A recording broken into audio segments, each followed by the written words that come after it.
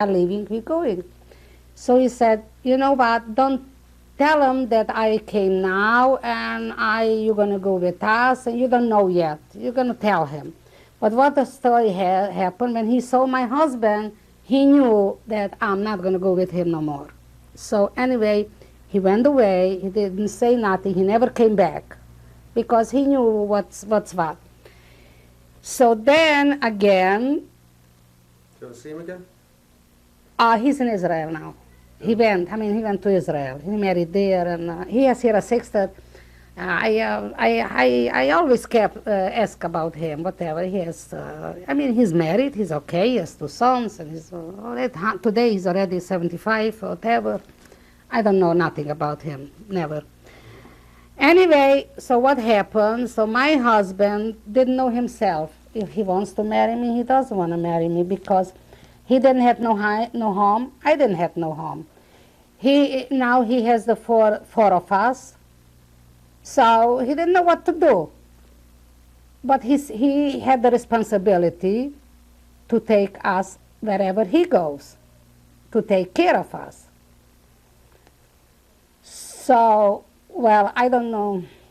Okay. There is, to say, I'm not ashamed to say, even in the television, that my husband is my father's brother. So that's why he was responsible for us, put it this way. Anyway, we went, so now he wanted to go to Volosk, so to the Carpathian, home, to see what there is. He remembered that when his brother, the oldest brother, not the oldest, but the other brother, what he got married there, he gave for a Gentile, there for what he was there. He had the meal, whatever. He gave a diamond ring from his wife. He gave a cow there. He gave the bed something, dochenus, whatever. He gave, quilt covers, goose, He gave a lot of things there, so he figured something he's going to rat over, something he's going to take from there. Besides that, he want to see how the meal and what's going on there. So same thing, I went along with him. He didn't tell me that he's going to marry me. He didn't know again. I didn't know anyway. But we went along there, and he went to that guy, and he said, the diamond ring, his daughter is in Chechai, and she has it. He doesn't have it. If he wants the dochenes, the quilts, whatever, this, he could give it to him. He took that. The cow, Viter Schleppma cow, tell me. Whatever, he had a suit, he took the suit. And he took the dochenes, And what is he going to do with dochenes? He saw somebody, einer gefahren from Volosk to Orshava. He said, take this to there, With a wagon. All the Gentiles knew me. Yeah, they knew him, so they took so they took him to Orshava and put him there by that and that man, whatever. So he did that. He never had from this no nitzen, no nothing. But yeah, Ruchel, maybe his niece. I think his niece took it. Then he went to his meal, to his home, and then there he found nothing. Well, it's like this. His brother got married, and he got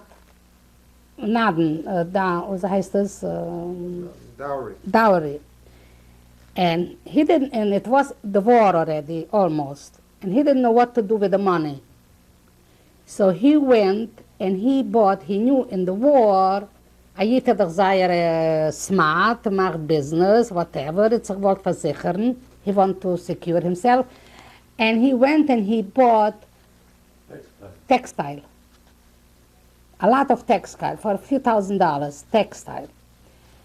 And whatever se gewünscht to fear, like a coat, like the linen, like whatever he could, he was building kavor between the meal and the whatever closet, he was building Big cloud. a big closet in the wall, and he put everything there, you know, in his clothes, his suits. Before the war. This was before the war, Before the German. before the German came. He was hiding stuff. He was hiding stuff. But nobody knew. I knew about it.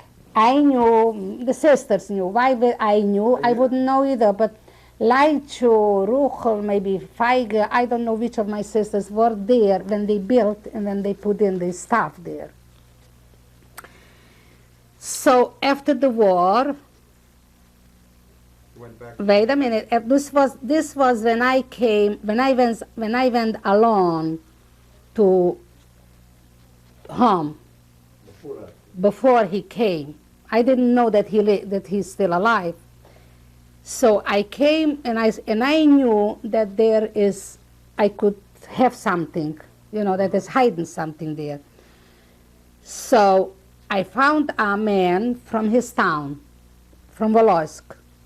He was a married man with children, whatever, and no children came home. Not the wife came home, nobody. And he was, you know, a minkaj. So he also knew about that hiding place. So we want to put the place together. Because with who?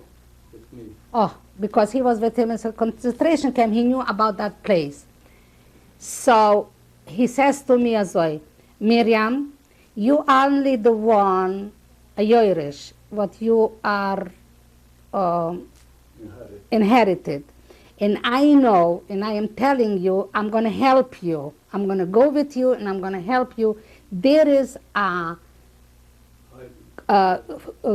material, a lot of material in suits and whatever it is. I'm going to help you, and I'm going to go with you. And you only the one. You are 4 sisters, and you only know it belongs to you. And about Yitzchak, I cannot tell you nothing. I don't know if he's alive or not.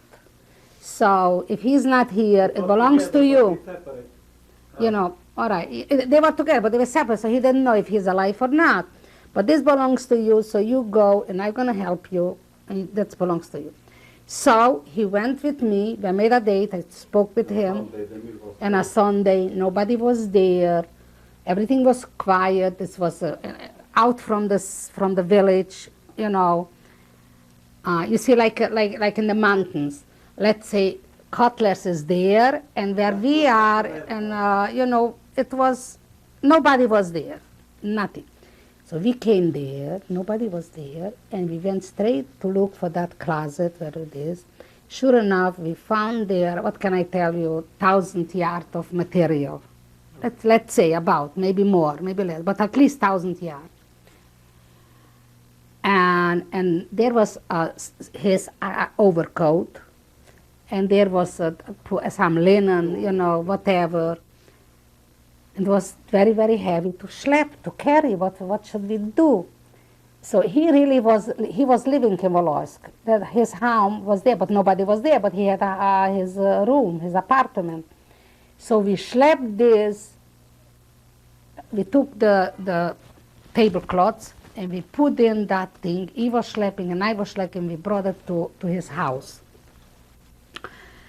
So there was, like I say, his coat, an overcoat, a very nice one. Jetzt ook, I'm telling you.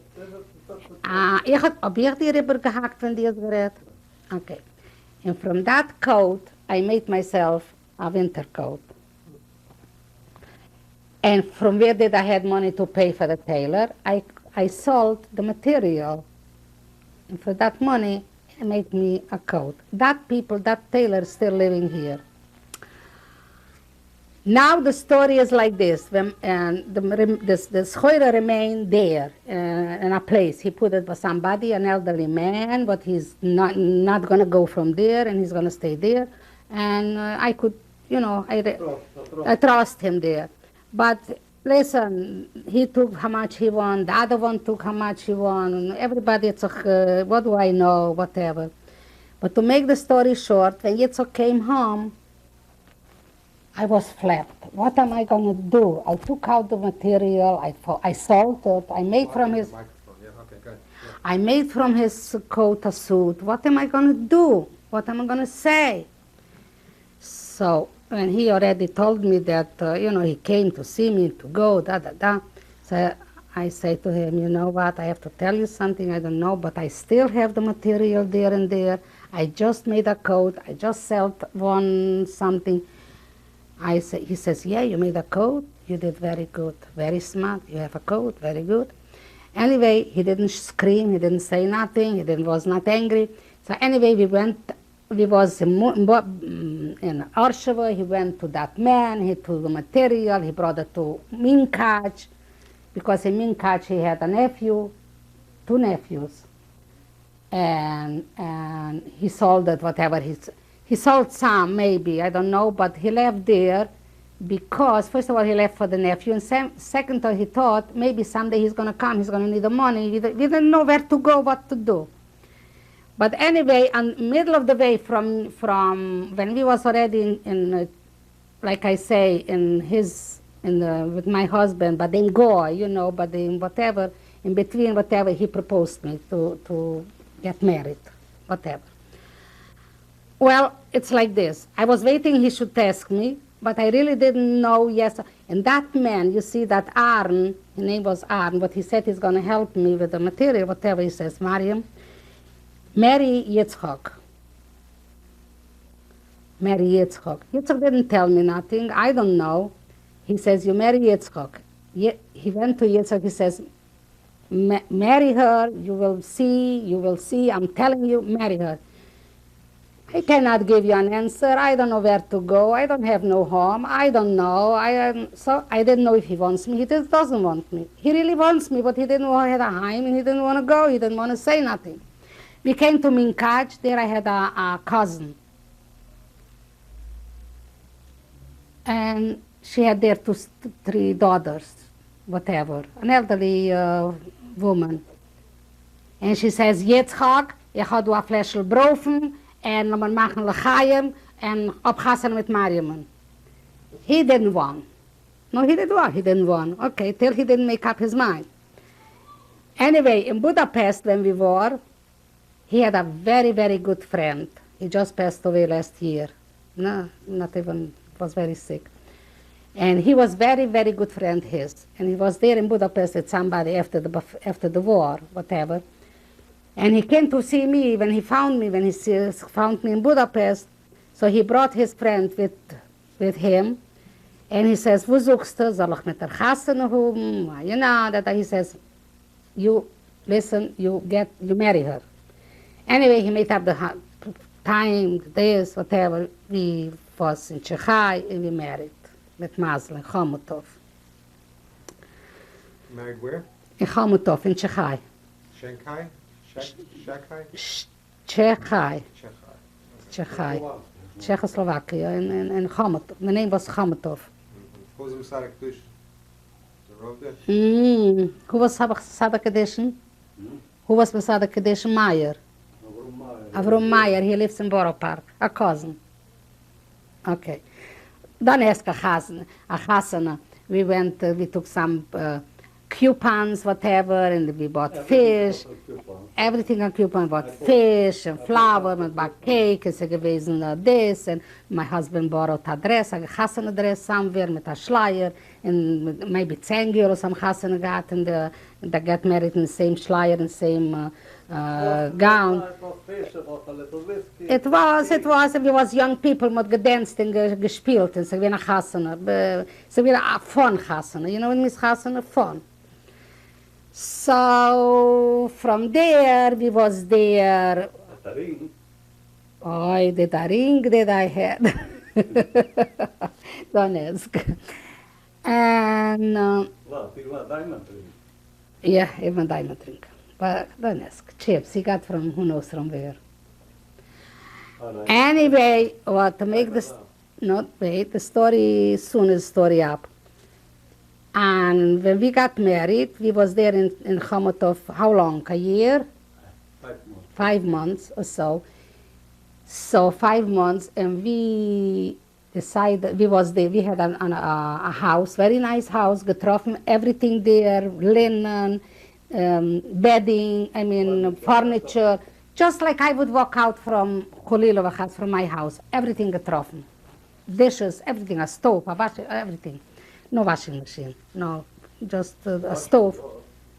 It was a washing laundry, something, whatever. Anyway, we were there for girls and da. But some people, the girls were working. He found a job too, and I was the housewife. I've cooked and washed and cleaned the house, whatever. And we married, that's you know. Now, people are trying to escape, to go, the communists, to go to Germany. How could you go? You must go over a grenades. What you do? No, but escape. The Tschechen sollen nicht sehen und nicht wissen. Overnight, we packed whatever we could pack. Everybody had something. Schwere Sachen, believe me, we didn't want to live there, so we packed. And early in the morning, we took the train and we left to the border. Till we came to the border, don't ask, till we schlepped it, we left some stuff in the middle. Anyway, we came to Germany. We came to Germany first, we came to Munich. And from there we went to Heidenheim. And from there we went to Degendorf. In Degendorf we settled. We had there an apartment, and we was living there, and we got from the UNRWA food.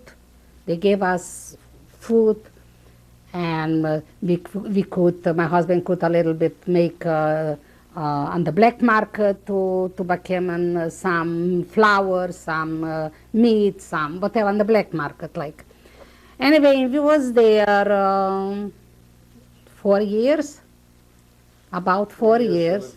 For this, There there's a lot of refugees. Oh yeah, it was like a stickle village, like a stickle, maybe 25 houses. Was there kosher food there?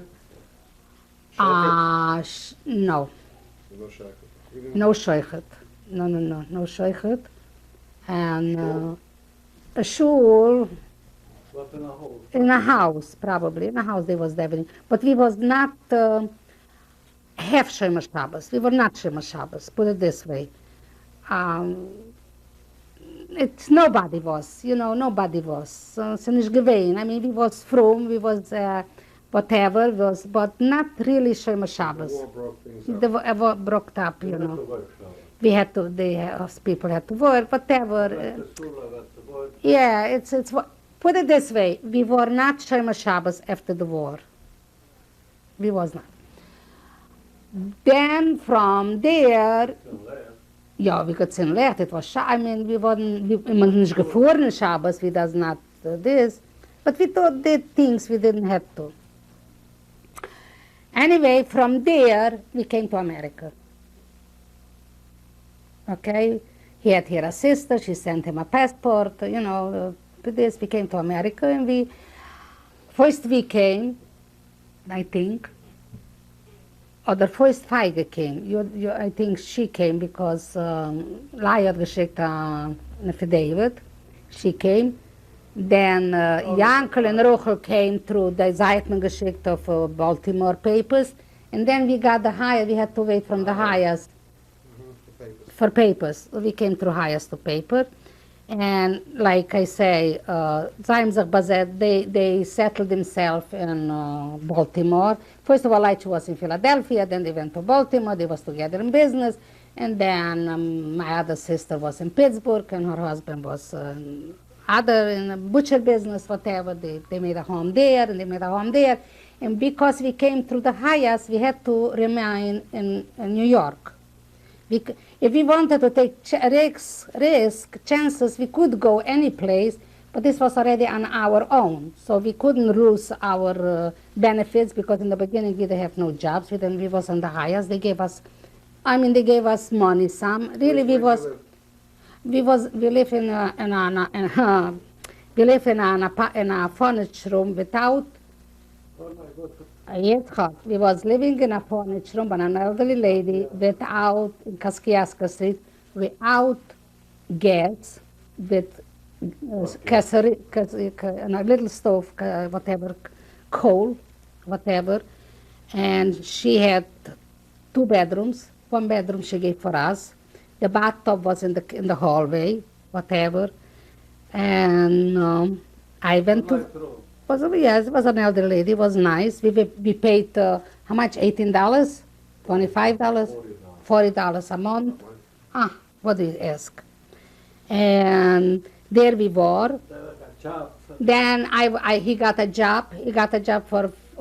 Listen to this. He went to look for a job. He comes home. He says, I found a job. What kind of job he found? By a machine. I'm working by a machine. I said, machine? A yeshiva guy. Never saw a machine. Never. I mean, we came sit on a machine. Yes, they gave me, and I make seams, and I'm working on a machine. 75 cents an hour. That okay? But he wasn't there long. He was there maybe, I don't know, a few days or whatever. I don't know. Or they sent him away, or he quit him. I don't know. He took another job in a laundry. In a laundry, he had boots. He was there working, I don't know, cleaning, working. He wasn't there either long.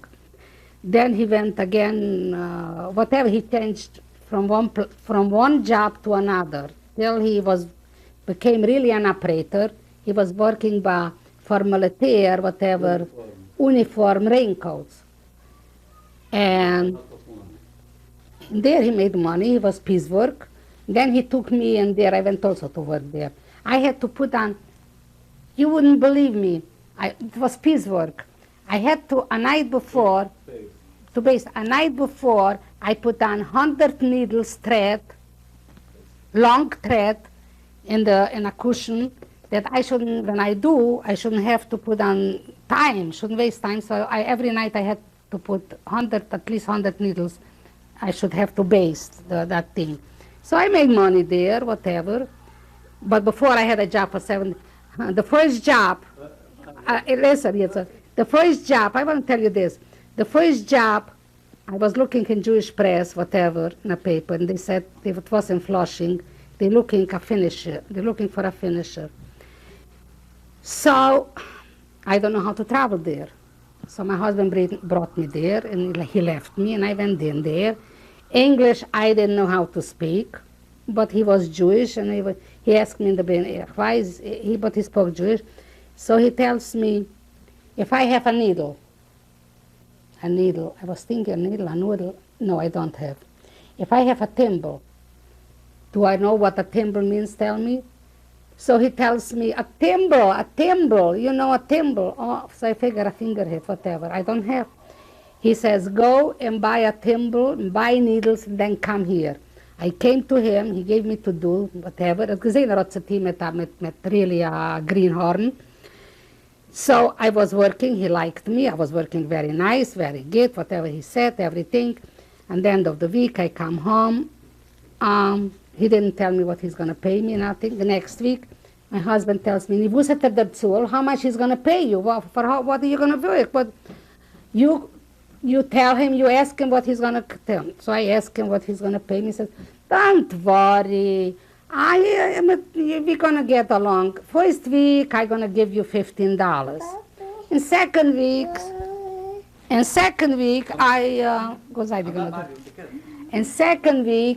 I'm going to give you more. First week, I'm going to give you 15. Second week, I'm going to give you 20. Whatever. I came home, and I say for my husband, that's what you're not going there no more. So anyway, I had to go 3 times or 5 times to pick up that $15 what I made. Anyway, this was my first job. And then really I was working there and piecework, and I made money till I got, till there no money, and then I went to a union job, and I got a good job. I was working at Saks Fifth Avenue for 10 years. And then I got pregnant. And then I didn't work no more, just to help out my husband and his business. Tell me a little bit about how you became back to Yiddishkeit. So Yiddishkeit, it's very easy. Schlepp ze raus. To the Yiddishkeit, how we came, it's like this. We moved to Crown Heights. He was living in Crown Heights. from Williamsburg, from Kaskiaska Street, we came to already in soon we came to America. As soon we came to America, we tried to move between Yiddish people. So as soon we came between Yiddish people, schon gewesen a Schul. So we became right away situation kosher Fleisch zu bekommen. So we bought kosher food. We was living by a lady, she was kosher, American kosher, but kosher. And she told us where to buy kosher food, kosher Sachen. So we bought already kosher food. He went. There's a shul on Kaskiaska Street. There- Werner Rebbe or somebody. There is- In Germany we kosher already. No, In Germany we ate already. Last year Germany we kosher. And just, yeah. Strictly kosher. Well, on Kaskiaska Street, there was an Werner Rebbe, I think. There was Rabbi Leifer's father-in-law had a shtibel on Kaskiaska Street in the 50s. Yeah, What is it? Betalen. yeah. This was sure. And my husband went to shul, and we ate already kosher, and we ate already kosher, and we did not work on Shabbos, never, in America, not even one day. And I had problems with that. I was working in Brooks Brothers. I went for a job. It was a very good job. And I was working the whole week. It came Friday, and I told him that I want to stop 3 o'clock. And I'm going to work up that hour. I'm going to do anything, but Friday I must stop 3 o'clock. He says, listen to me, here I have more Jewish people. They all working Saturday. And you must, when we are busy, you must work Saturday. And he says, go to the office, and they pay you the money, and you cannot come no more. That's what it was. I never came there again. But then I got another job. It was very hard time in Saks Fifth Avenue. Like I say, I was working 10 years. And they also, nobody was Shabbos working. But as I was a very good worker, and he liked me, put it this way, and I was able to work out my hours. You know, so he allowed me. I was the only one between 100 people, but they was working, finishing, tailors, factory. And I was the only one, but I left Shabbos. When it came Shabbos 3 o'clock, everybody knew you have to go home. So I went home. All right, so... What still today do you have episode of what you saw by your parents or grandparents? I want to tell you. I want to tell you something. My grandparents, my grandmother was very, very a heilige Frau. His mother. She was very, very, very, very fromm. Sie ist gegangen zu alle Rabbunen, wherever a rabbi was, she went to them. And it was very a fromm home. Charitable. She used to do a lot of things. Very, very, very, very tzedakist, to tell you that. Whatever. If he wouldn't listen, I would. Yeah. If he wouldn't listen, I would say more about me. Tell. When I was a teenager, zu Chassene machen. You know, two more minutes, it's very important. Okay. It's a go out. You better go out. So, you know, I was the oldest, and really, really, my grandmother very liked me very much. And she wanted me very much for her sons, for a daughter-in-law. So it's like this. She had the older but he got married, you know, an older brother, and she wanted for him. I should marry him. The truth is, my parents didn't want him. She came and she said, you know, it's a tergunish nishuten, and ich nehme so von Vermögen for him. I gave her everything. You don't need no dowry, no money, no nothing, and she's going to have everything, and why shouldn't she marry my son? My mother, she was very a smart woman. And she said like this, Schwiegerleben, If it would be an, so was gehandelt in Yitzchaken, maybe what man can't reden. Von Avruman is no, not. Why, I don't know why she didn't approve of that, but not. So is not, he got married, and he had a child, Nebuch, and whatever.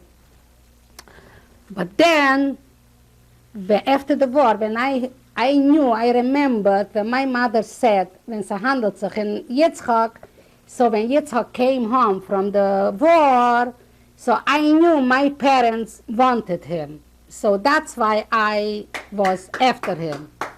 Goodbye. So anyway, that's how it was. That's how it Tell me about your happened. mother and grandmother. Did they say God from Avram? Tell me what Now for my mother, I'm going to talk now for my parents. You have a lot of time and you have time. It's like this. My mother comes from a village, Yilnatsa. She was, how shall I say, she did, when she married, she didn't have no mother, no father. Her parents died young. I was named after her mother, after my grandmother. She died younger. Her father remarried afterwards. And anyway, what was her maiden name, I'm sorry? name in Drummer. Oh, she's drummer. Drummer. And when my father was in Shediachem, you His know, name was Goldstein. yeah, was in Shediachem, so sieht man doch a Mädel mit Naden, das, a Mädel, a Kalle, weiß, whatever, von a Dorf. So my father used to come auf Yilnitz to ride on a horse, whatever, a big shots, because they were good up people, you know. And my mother was an Urama Frau. She had a little bit Yerisha, you know what it means, a bisschen land, a bisschen that, whatever, and they were 4 children, whatever. No, she didn't have too much, but, you know, she was a Yesoima, and he was whatever. And so they got married. And they got married, so they bought for them, dem hat man geholfen für Kinder, dem hat man auch geholfen für Kinder. They helped them. They bought them, they sold the Yerisha, whatever, they had money, so they bought a meal in Lockheed. And dort haben sie sich besetzt, in Lockheed. Okay. All right, so there I was grown up, and there my mother had the... What do you remember about your mother? Tell me what kind of woman she was. Menachem, she was a very, very good woman. First of all, she was a very hard working, not working, how shall I say, physics, whatever. To raise 15 children and not to have enough for them to give, you know, let's say clothing, food we had, because we had a meal, we had a farm, we had food, plenty to eat, which my friends, the Russische Schicksals, pflegen sagen, for you it's very good to talk because you have enough of bread, you have food. So what do you mean food we had? We had bread, we had milk, and we have potatoes, and eggs, because we had chicken with geschochten for jeden Shabbos, ein chicken. Could you imagine with geschochten ein chicken for Shabbos for 10 people, but they had a fliegele? What shall I tell you? Anyway, it was very hard. So she was very, very, to erziehen Kinder, it was very, very hard for her. Well, the children are intergewachsen like me and other, we helped her already up. But she never got out from kleine Kinderlach, you know, so it was very, very, very, very hard. And she tolerated a lot. She covered up whatever she can, wherever she can, whatever.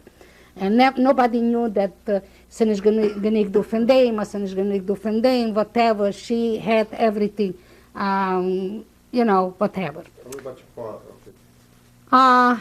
My father had one thing to do. He had the meal, and he was make pernusa. With that's all. He was fixing and trying with the with the felt, with the whatever to. Abalboos, no, what can I tell you? Abalboos, verzeg, nothing. I mean, he was very froom, with a board. Zwei, Herr Schmeiler. He was also He had a board, a rote board, and he was a strong man. And did he also ever travel to Rebbe? no, no, he wasn't a Rebbe mensch. No. Okay, he hired a Malamed for the... Oh yeah, we had 900 children, we had to take a Malamed, so we took, every season we took a Malamed, and like I say, so we went under villages, and we gegangen do 4 weeks and dort 4 weeks. Dort hat man gegessen, dort hat man gegessen. No, but the children were not sleeping by us, because it was a walking distance, and they went home. They just came for the day to play, and I don't know what to tell you. Ask me. No, okay. Excuse me. Tell me what you think, what are your hopes for your children and grandchildren? Well, if I would live long to see them, which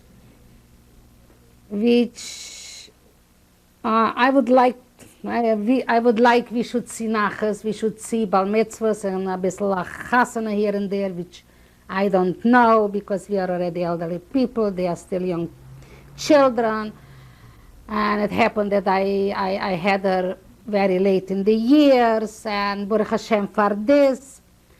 And so far, my children going in the Yiddish way, like we want, like we growing up, like my parents would want, like my grandparents would want. I mean, like I see they going accordingly, the generation, like in Jewish way. What can I expect more? I would like to see nachas. A lot of nachas. What can I tell you? Which I have, but I would still want to der Leben nachas. Das alles, We both should see nachas. That's it. Which till now, Baruch Hashem, we have nachas, but we want the future nachas. To see more a bissel nachas. Which, listen, we are not an hour, we cannot say nothing, we're just hoping. What do you think is the lesson from the history of all the tsuras that you went through in Europe that your grandchildren should know? What is the lesson, if anything, that you see, I have a daughter which she's already 30 years old to Gitten. Never I spoke with her about the background. I don't know why. We are close, we are friendly, we are together, we are everything fine. But never, if she would ask me, Ma, how was it, or how, whatever, she never asked me. I never tell her, never came that I should talk to her about how it came and how it was and what it was, even about the Germany, even about the concentration camp. We never sit down and talk about it. You see, this, what I spoke now, maybe about 120 euro, maybe before, if she's going to listening and if she's going to put it down, she's going to have maybe the brain open a little bit and see what in my heart and what I was talking now. So what can I tell you? I don't know. I never talked to her. Never that how we went through and how, I mean, whatever. I don't know how to explain. She never knows. She never asked me. I never talked to her. She knows that she came. She came late. I mean, in the years I had problems. I had to go from doctor to doctor, and from whatever. I went through a lot till I got her, and people advised me to adopt a child. I didn't care. My husband didn't want it, and we made already wills that when we don't have children, and we will not have no more children, and we gave up to have children. But thank God, Hashem was, I don't know, my grandmother, my mother, who was a meat, I don't know. But thank God now I have something. And what can I tell you? Charlotte, All right. Okay. Now, fine. if you have something to ask me, ask now. Just 1 second. Almost finished. What your generation went through, I mean, you say young people aren't interested, or you just...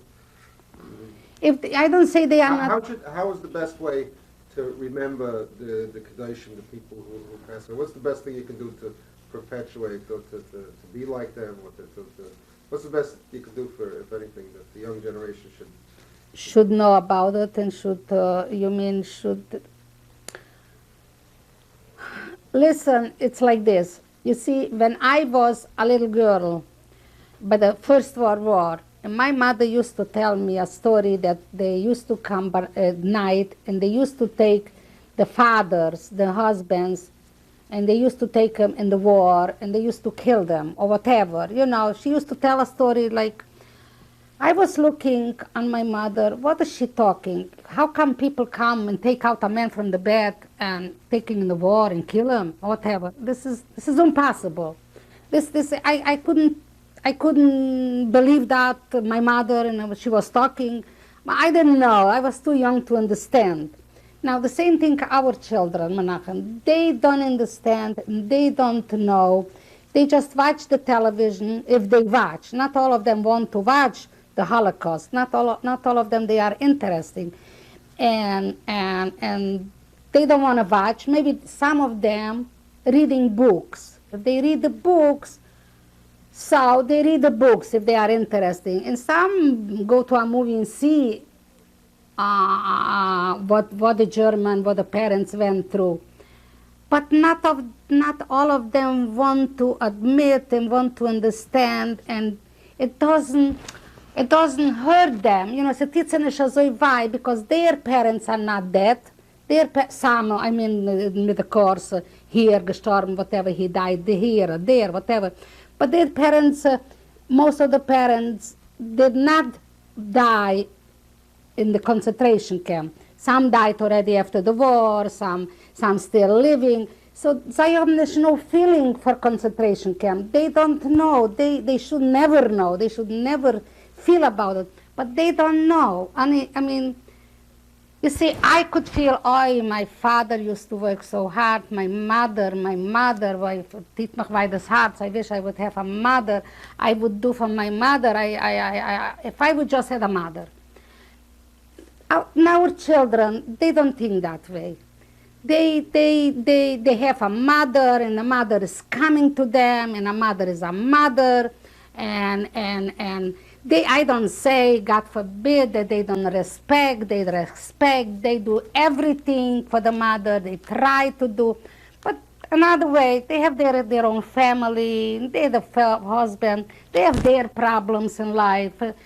You think, oh, they have so good. Every family, every young generation have problems. Met kinder and met families and met schools and met them and met everybody has problems. Now, who's the parents? What is the mama? I mean, whatever they could do, they do. They remember. They have a mother. They celebrate a birthday, anniversary, a massam. But you see, they don't have the feeling what we have. They cannot have, because Baruch Hashem, they have a mother. They don't know. Maybe after 120 years, they're going to come in their mind, oh, my mother said this, and my mother did this, and my mother wanted this, and when they align, I'm going to have children married and in this situation, my mother said this, my mother did this. But now, a mother is not a mother, a dad is not a daddy, and good daddies and good mothers finish. What do you hope that your daughter has learned from you? My daughter learned a lot from me. I mean, she thinks about a lot of me, and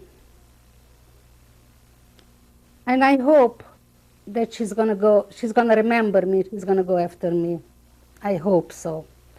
Because I remember my mother, and I go a lot after my mother, and whatever it's funny, I even look like my mother. All the children that look different, I look like my mother.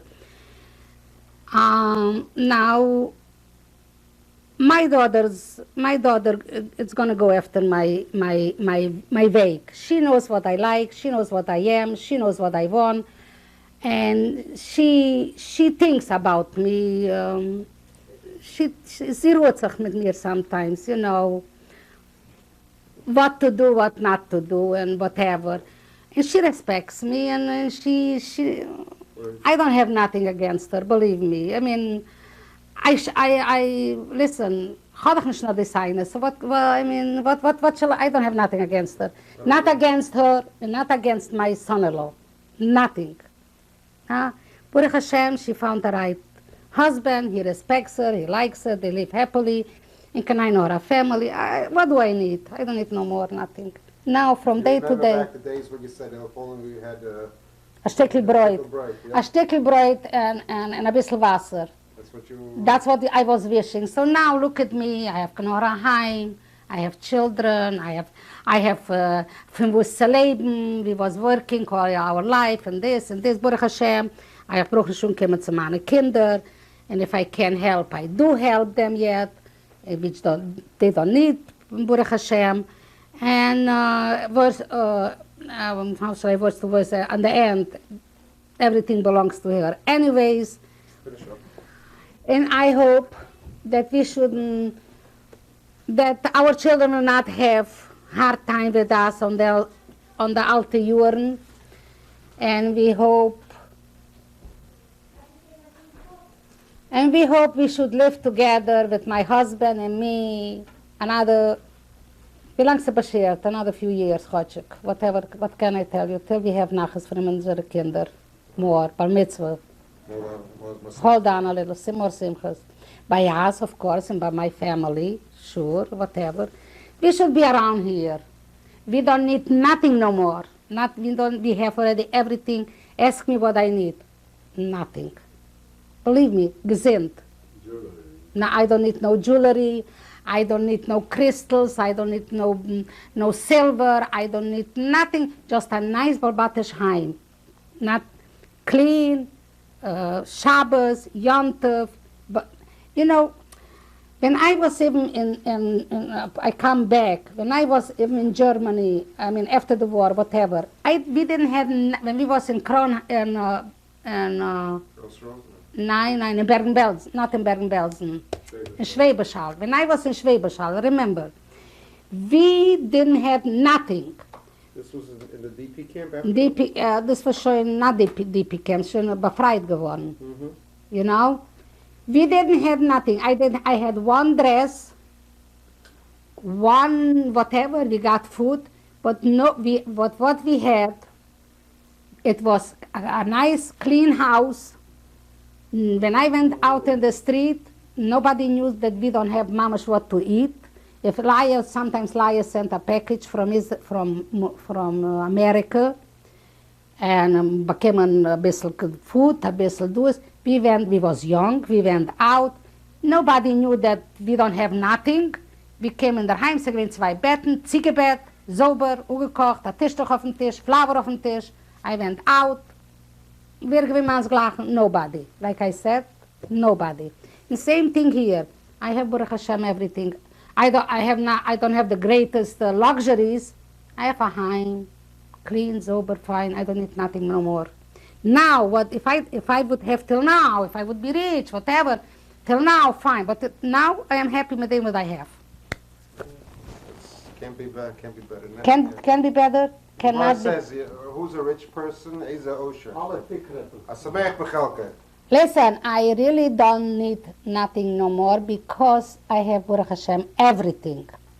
I'm going to Florida for 2 months. I'm going to the country for 2 months. I'm home. Whatever I can help from my Einiklach, I go for a walk. I take with it. I don't, whatever. Baruch Hashem, with the gezind so far, Baruch Hashem, we are fine, we are right. At our age, we're not complaining, so water as a young guy.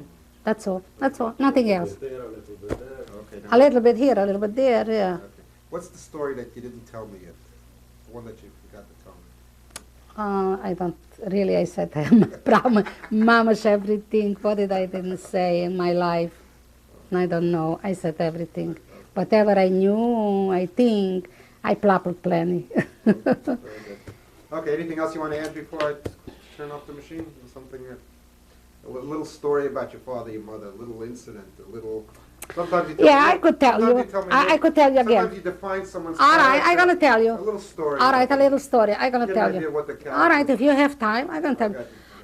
you. When my father and mother married, like I say, they was living in a mill, you know. My mother had a diamond ring. She had some jewelry, clothes, ich weiß was, I don't know, whatever she had. I was a baby in the crib. And she came to two musketeer men, and they said, robbers. The bandits, yeah. Yeah, and they said, Hershku, my father was, Hershku. First of all, they said, do you have something to eat? We are hungry. So they opened the kasten, the closet, whatever. They gave milk and bread, whatever. They ate. And then they said, Hershku, they took out a revolver. Whatever you have, we wanted, no, they said, stay, whatever, I don't know how the robbery was, but they took everything away what my father and mother had after the wedding. They had good things, nice things, whatever they had. Presents and diamond ring and whatever, clothes, suits, whatever. They took everything. And I want you to know that in the back of the house, there were people. And they came, Banacht, it was Banacht, and they came and they took everything away, whatever they had. It was noch. I cannot. I don't know. This is one thing. And They never caught them. no, never. They didn't caught, never. But it was rumors that from another city, another village, they were came. Jewish, No. It's not Jew, Gentile. And there was, what can I tell you? And they was living in a village. They worked very hard. And they didn't know better, and they had children, and they sent the children, when the children grew up also, they sent also in the yeshivas, like, not even of Munkach, Orshawa, To the town. little town, yeah, the Gresser. It was important to them. Yeah, Yiddishkeit, very important Yiddish, yeah. Oh, sure, yeah. You remember your mother lighting the Shabbos? Of course, was right. My mother was good like this. She didn't have no hair like this. She had a sheitel from, Jew and like horsehair, I don't know what. No, very, very She thick. She used to say God from Avram. She used to say God from You Avram. say God from Avram? If I say no, sometimes, I know how. Yeah, let me hear you say it. No, I'm not saying. And no, it was very, very, very, Shabbos is gewesen a Shabbos, believe Tell me me. what a Shabbos looked like. Yeah. My Asa Shabbos looked like this. My mother used to bake bread and challah every week. And she used to make eierkichel for eierkichel. She used to me pflegen machen, chulent. Pflegen an even sagen, pflegen like chulent, dort potatoes, a kegel, soup, whatever a chulent for Shabbos. And Did you have guests for Shabbos? no, You too dat far out? is gewesen, kein guest, it's too far. No guest, no, we didn't have no guest. And so gewesen Shabbos, a Shabbos table, gedeckt nice, with Licht, with Challes, with a Challe Tischtuchel, and so gewesen, Wein pflegt man machen von Zweben, from Rojenkus. So gewesen, You thought I had a good voice? You sang? no, Wasn't a big singer. no, About 5 chicken. what's weißt no. One chicken for... One chicken for Shabbos. Listen, if man gehabt the chicken, if the chicken is rausgelaufen, no, dann hast man noch braucht noch laufen auf the chicken, bis man gehabt im Huhn, dem chicken. And that's it. No, nothing to One break. chicken for 12, about Who was your father's favorite? Me. And one thing, when I was young, Menachem, as you look at me, I was very popular. No, ask my husband, he is here. Any boy and every boy in the village was after me. Could tell you that. And I have gebracht umkommen to my husband. No, could you imagine? God works in mysterious ways. A Mensch tracht and Gott lacht. And that's it. What can I tell you? Thank you very much. Okay, thank you. And I hope that you're going to succeed with this. And people whoever gonna listen and watch this, they gonna recognize me. But please do it after 100 years. Okay, don't worry about it. Okay? It's on you. Okay, bye.